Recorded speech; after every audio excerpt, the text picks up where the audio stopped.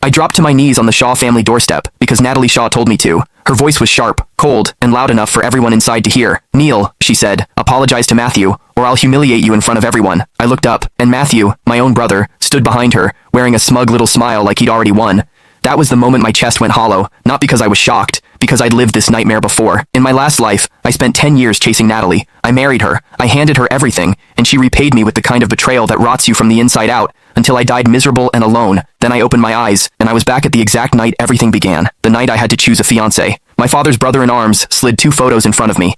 2 daughters from the Shaw family. Everyone expected me to choose Natalie, the second daughter. I didn't. Without hesitation, I picked the eldest, Yvonne Shaw. The room went silent. People stared like I'd lost my mind, because everyone knew I was supposed to be obsessed with Natalie. But I wasn't obsessed anymore. I was done. Natalie stepped closer, arms crossed, eyes full of contempt. "So you've set your sights on me," she said, like I was a joke. Then she lowered her voice and said something that made my blood turn cold. "I'll marry you, but my heart belongs to Matthew. As long as you stay out of our way, you can have the title of husband in name." In my previous life, she never dared say it out loud. So why was she saying it now? Because she wasn't the only one who came back. A moment later, Matthew arrived, and his eyes never left Natalie. Natalie's expression changed instantly. She rushed into his arms like the world disappeared. Matthew pretended to hesitate, just enough for show. "Natalie, you're Cole's fiancé. This isn't proper." Natalie didn't even look at me. "If he blames you," she said, "then he can forget about marrying me." They walked away hand in hand. I stood there holding Yvonne's photo, smiling to myself. Fine, take her. This time, I wasn't fighting for Natalie. I was letting her choose her own ending. Days passed. Matthew posted non-stop. Photos, captions, little hints meant to humiliate me. Natalie called, furious, demanding I apologize to Matthew like I was the one who did something wrong. I agreed.